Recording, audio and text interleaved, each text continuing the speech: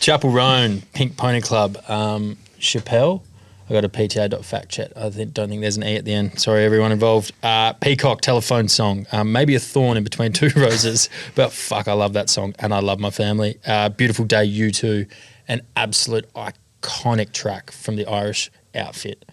T, B, U2. Why did you pick that song? I picked that song along the lines of the, hip hop discussion. What should I be playing in the car? And, it's all very fitting with what we've talked about. But with Billy, especially because he's a little bit older, but I've always tried to, let's play a game, What can you hear? What can you hear? What can you see? And it's not even really, I suppose, about my son. It's about my own faith and spirituality and my own manifestation. And I kind of believe you are what you eat. And so if you can find a way to appreciate lovely things, you'll see them everywhere. And so sort of with Billy, I always am looking to the sky and I'm like, look at those beautiful clouds, like look at that beautiful sunset. And so he kind of says to me, hey, Daddy, look at that beautiful tree, and he's such a sweet kid. And so he says, it's beautiful, it's amazing.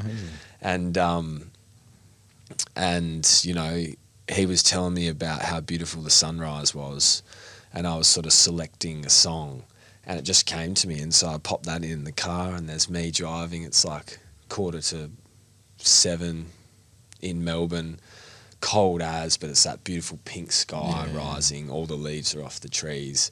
I've got my two boys in the back, and we're listening to Beautiful Day, U2, and it's hammering home that this is it. Like, you talk about it being a beautiful day, it is a beautiful day. And the two boys are sort of sitting in the back nodding, and it was just this beautiful moment for me of like becoming father, and now that's starting to have context in my music because it's all been hip-hop, electronic, like not particularly relevant contextually.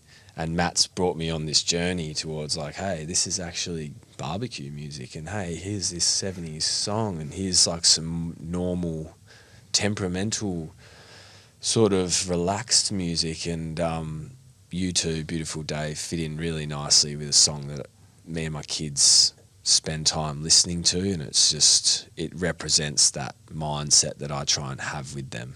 Yeah, it's amazing because I remember when you called me and you were just like, yeah, I've kind of been realising it's really important how I parent, and like I can have such an influence on my kids' development and all this stuff. And you kind of then went out and sought information about it. And it's just a really cool thing because I think a lot of people struggle with that concept. They're just like, it'll be right. They'll sort themselves out kind of thing. And you're obviously doing that too, mate. You're like thinking about how my kids going, how do I support them? And if you can create experiences through music and stuff where they just get to appreciate what's around them and you get to connect with them through it, that's amazing, man. Yeah, well, what a cool memory as well if that's so special to them too, that when they're your age, they're sitting there going, man, it used to be amazing. Dad would just get in the car and like we'd just enjoy this music together. Well, one of the things that it didn't sway my way of thinking, but I think it's really relatable to everyone because everyone's self-interested, like you mentioned, with why you do your work. Everyone's self-interested, and we're all chasing work and goals and identity. And the OG piece of advice is like, spend heaps of time with your kids. You look back on it, you're working too hard, you're too caught up in all this other stuff, and like the deathbed message, you mean? Yeah, the deathbed message. Yeah, when I look back, I wish I spent more time with my kids when they were young. I needed to go to work. I thought work and my job was so important and providing was so important, but I let slip all these opportunities to do what was actually important, which is spend time with my kids, teach them, etc. But once I kind of understood how much time I put into my investments, monetary, my job, my life, my relationship, like I put so much heart and care and resources and knowledge, and I give my ears to all the things that I'm doing. But my most important assets, my most important investments by the length of anything are my kids. Yeah. Like they are the most important thing that I could do. And once I funnily enough, almost started seeing them as investments. Like, this is an investment. You've made it. You have to, like, spend time as if it was a podcast. So you have to do it. Yeah. And if you don't, then you're not going to get good returns. And I feel like it was necessary to say, because hopefully listeners and the audience at home are like, oh, wow, that's some way to think about it, because it makes sense to the way our minds are wired, especially with social media and self-comparison. Everyone's really driven to do things and look cool and have accolades and be successful. But once you reframe it, you're like, hang on a sec. I need to listen to some podcasts about parenting. I need to get some advice on how to make these investments the best things that they can be. Because if people took that mindset with their children like they do with their bank account or their ETFs, like that, everyone would have fantastic kids.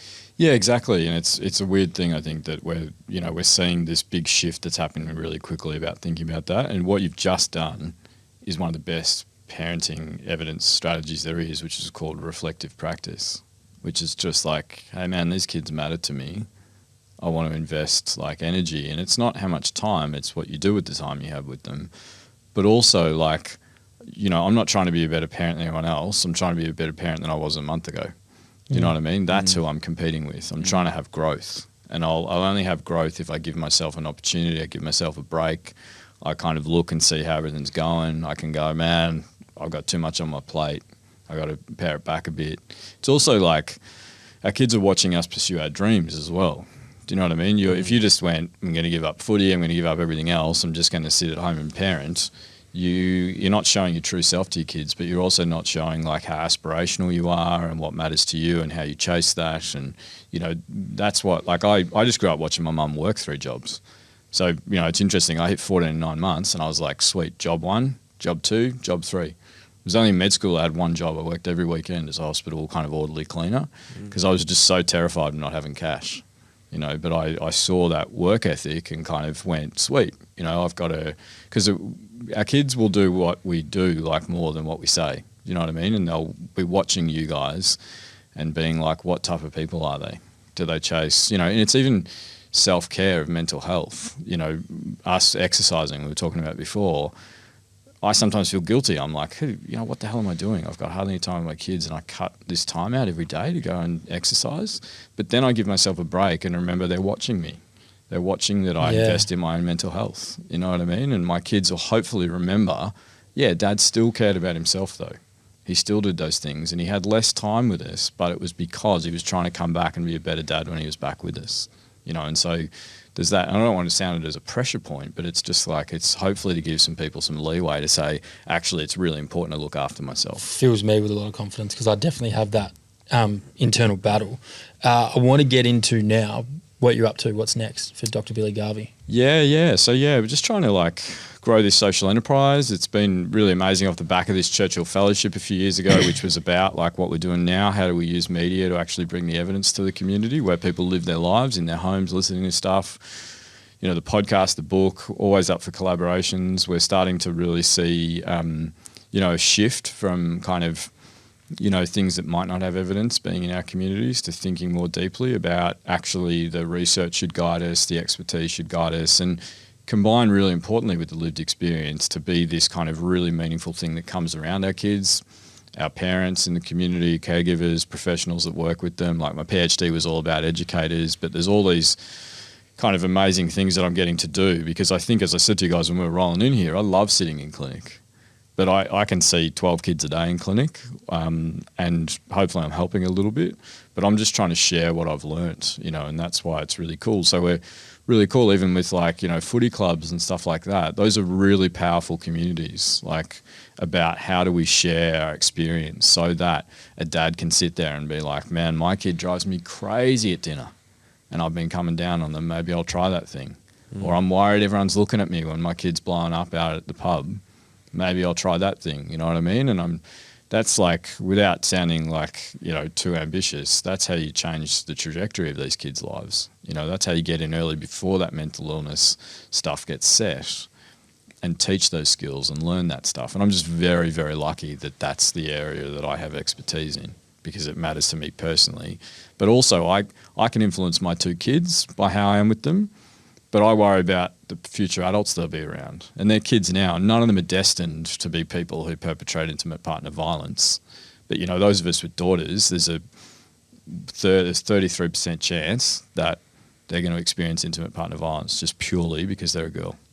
You know what I mean? And so, yeah, it's horrible, isn't it? And it's like, we're not going to be able to be with them in person to protect them and to guide them and all that stuff. So we've got to think about those people are kids now. We need to bring them all along.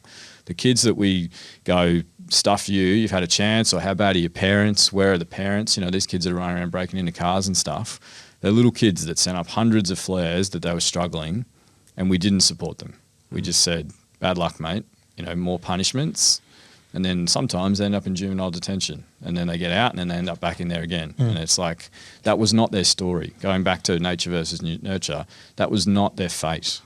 You know, we just missed opportunities as a community to come around those kids, and that's kind of what I'm really passionate about, is how do we get to them sooner and help them. And then it's not a selfless thing again. It's not a selfless thing. It's a selfish thing. Our community will be stronger if those kids are actually meeting their potential and contributing and strengthening all of us. Well, mate, you've done such a classy job at sharing your knowledge with us today here at PTA, and some of your selection haven't been too bad either, man. Honestly, I would really like to thank you from the bottom of my heart for coming on the show. You've solved a few of my parenting problems. I've now got a few techniques to try, and I'm sure Matt would say the same. You know, we speak so much about our kids, and it's just so fantastic to have someone on here and broadly on the internet at Pop Culture Parenting, if you're interested in checking it out, and throughout, you know, social community sort of organisations, to go out and spread this word, spread this message, spread the advice that we don't even know we need until you hear it and you go, wow, that's actually way better and makes so much more sense than what I've been doing. So I'd really like to thank you for coming on the show and sharing your expertise with us today, Doc. Oh, no, thanks for the opportunity. It's been awesome to spend some time with you guys. Do you think you're going to be able to send us off with a couple bangers to finish the episode? Yeah. Something fun. Maybe another one that my kids dance to. All right, mate. Well, from the audience here at Pass the Orcs and from Tom and Matt, thank you so much.